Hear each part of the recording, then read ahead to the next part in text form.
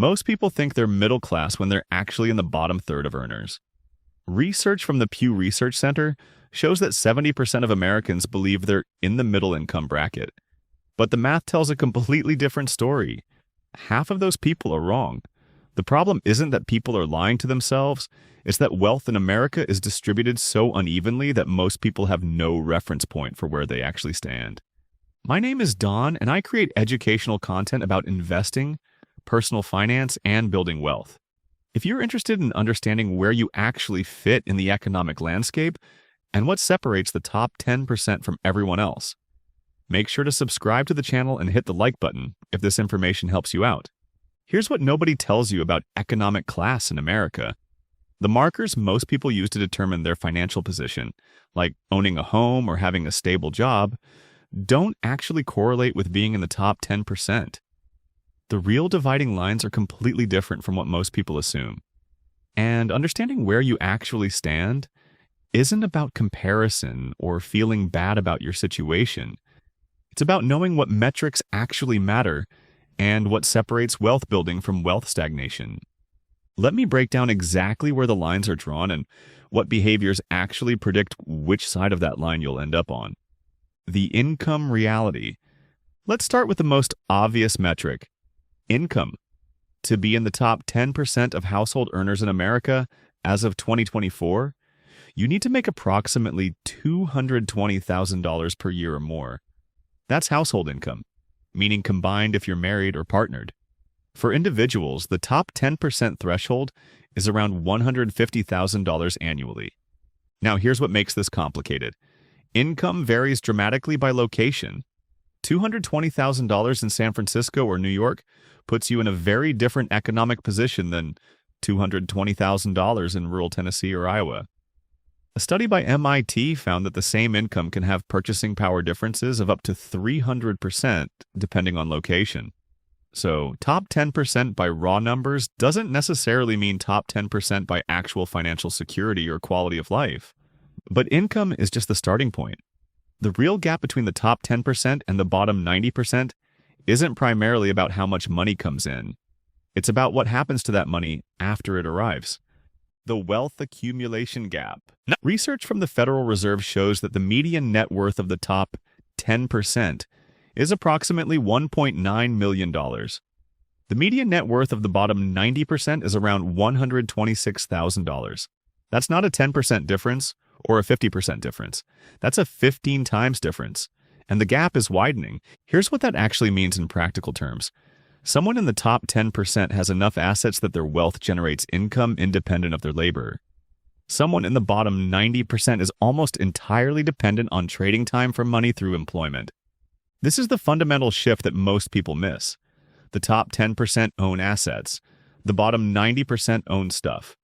An asset generates income or appreciates in value. A car is stuff. A rental property is an asset. A primary residence is somewhere in between, but closer to stuff if you're not planning to sell. Studies on wealth accumulation show that the top 10% typically have 70 to 80% of their net worth in appreciating assets like stocks, real estate, and business equity. The bottom 90% have the majority of their net worth in their primary residence and retirement accounts they can't touch for decades. The behavioral patterns. Now here's where it gets interesting. Income and wealth are outcomes. What creates those outcomes are specific, measurable behaviors that differ dramatically between the top 10% and everyone else. Research from Thomas Stanley's studies on millionaires identified several key behavioral patterns. People in the top 10% save an average of 20 to 25% of their gross income. People in the bottom 90% save less than 5%, and often nothing at all. That's not a small difference. That's a fundamental difference in how income is allocated. The top 10% invest consistently in appreciating assets. Studies show they put money into stocks, real estate, and businesses every single month, regardless of market conditions. The bottom 90% invest sporadically when they feel like they have extra money, which means they're often buying high during good times and selling low during scary times. The top 10% view money as a tool that creates more money. The bottom 90% view money as something to exchange for consumption. This isn't a value judgment. It's a measurable difference in psychology that predicts different outcomes. Author Morgan Housel identified what might be the most important behavioral difference. The top 10% have a gap between their income and their ego. They earn $220,000 but live like they earn $150,000. The bottom 90% earn $80,000 but try to live like they earn $120,000. That gap determines everything. The time horizon difference. There's a psychological concept called temporal discounting that explains a massive amount of the wealth gap. It's the tendency to value immediate rewards over future rewards. Research shows that people who can delay gratification, who can think in decades rather than months, accumulate wealth at dramatically higher rates. A study from Stanford followed subjects for 40 years after the famous marshmallow test. The kids who could wait for 2 marshmallows instead of eating one immediately didn't just have better SAT scores, they had higher incomes, more savings, and better financial outcomes across every metric measured. The top 10% make decisions based on where they'll be in 10, 20, 30 years. The bottom 90% make decisions based on where they are right now. That $50,000 car looks like a reasonable purchase if you're thinking about the next 2 years. It looks like a massive wealth destroyer if you're thinking about the next 20. Behavioral economists have found that this time horizon difference compounds exponentially. Making one decision based on a 20-year timeline instead of a 2-year timeline might only create a small advantage. Making hundreds of decisions that way over decades creates the difference between $126,000 in net worth and $1.9 million. The automation factor. Here's something most people don't realize about the top 10%. They've automated their wealth building to a degree that the bottom 90% typically haven't. Research on automation and savings shows a clear pattern. The top 10% have automatic transfers that move money to investments before they see it. The bottom 90% try to invest whatever's left at the end of the month, which is usually nothing. That's not a willpower difference, that's a system design difference. Studies show that people who automate their investments invest 62% more over 5 years than those who manually invest, even when both groups have the same income. The top 10% figured this out. They've removed decision-making from the process. Money arrives and it automatically splits into spending, savings, and investments before any conscious choice happens. The bottom 90% rely on discipline and willpower, which research consistently shows are finite resources that deplete throughout the day. You can't willpower your way to wealth when you're making hundreds of micro decisions about whether to save or spend. The debt pattern. The relationship with debt is completely different between these groups. The top 10% use debt strategically to acquire appreciating assets. They take mortgages on rental properties, business loans for expansion, leverage for investments. The bottom 90% use debt to finance consumption, cars, vacations, furniture, things that depreciate. Federal Reserve data shows that the top 10% have debt-to-income ratios similar to the bottom 90%. But the composition is completely different. Their debt is attached to assets that generate returns exceeding the interest rate. The bottom 90% have debt attached to consumption that generates no return. This creates a compounding effect. The top 10%'s debt makes them wealthier over time because it's buying assets that appreciate and generate income. The bottom 90%'s debt makes them poorer because they're paying interest on things that depreciate. The information consumption gap. Research on reading habits reveals something surprising. The average person in the top 10% of earners reads significantly more nonfiction, particularly books about business, economics, psychology, and skill development. A study tracking reading habits found that top earners read an average of 5+ books per month, compared to less than 1 book per month for typical earners.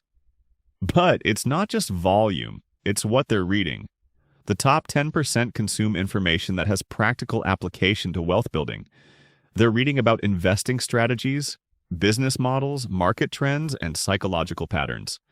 The bottom 90% consume more entertainment media than educational content. This creates an information gap that compounds.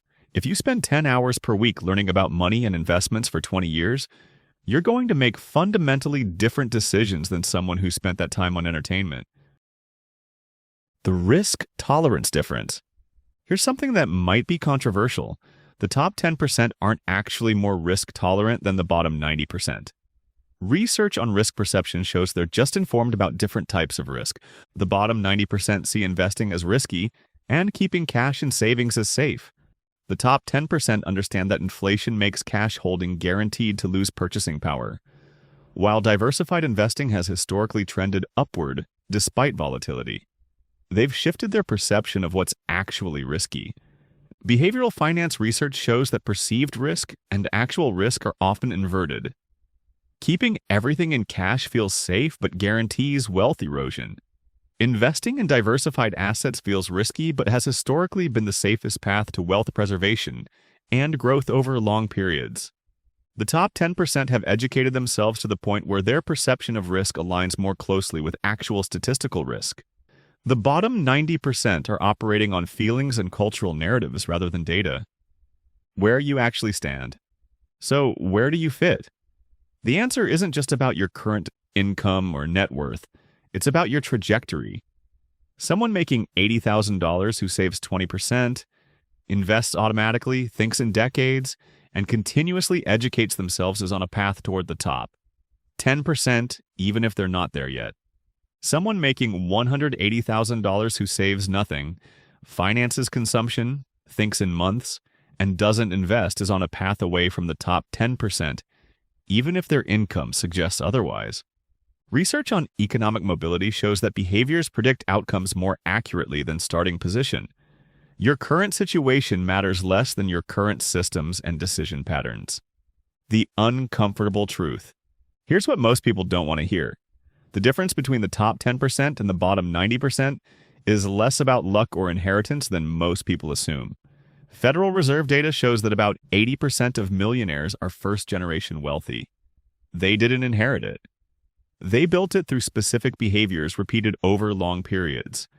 This isn't to say systemic factors don't matter. They absolutely do. Starting income, education access, family support, all of these create advantages or disadvantages. But within whatever starting position someone has, the behaviors that separate the top 10% from everyone else are largely consistent. You can't control your starting point. You can control your savings rate, your investment consistency, your time horizon, your information consumption, and your relationship with debt and consumption. The path forward. Understanding where you stand isn't about feeling good or bad about your position. It's about knowing what actually matters. If your goal is to move toward the top 10%, the path is clear from the research. Increase your savings rate toward 20 to 25% of gross income. Automate your investments so they happen before you see the money. Extend your time horizon to decades instead of years. Consume educational content about wealth building instead of pure entertainment. Use debt only for appreciating assets, never for consumption. Reduce the gap between your income and your ego. None of these are complicated, but research shows that most people either don't know these patterns or don't implement them consistently. The difference between knowing and doing is where the entire wealth gap lives. The reality check. Most people will watch this, nod along, think it makes sense, and change nothing. They'll go back to the exact behaviors that keep them in the bottom 90% while wondering why they can't get ahead. That's not a judgment. That's just what the data shows happens. The people who actually move into the top 10% are the ones who take this information and immediately change one behavior. Not all of them, just one. They set up an automatic investment today. They calculate their actual savings rate and commit to increasing it by 5%. They stop financing consumption and commit to buying only what they can afford in cash. Information without implementation is just entertainment. You now know the behavioral patterns that separate the top 10% from everyone else. You know your savings rate matters more than your income. You know automation beats willpower. You know time horizon determines outcomes. You know the difference between assets and stuff. The only question is whether you'll actually change your behavior or just file this away as interesting information you'll get to eventually. Because the gap between where you are and where you want to be isn't a secret strategy.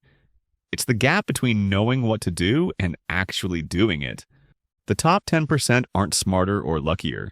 They just implemented these behaviors years ago and let compound growth do its work.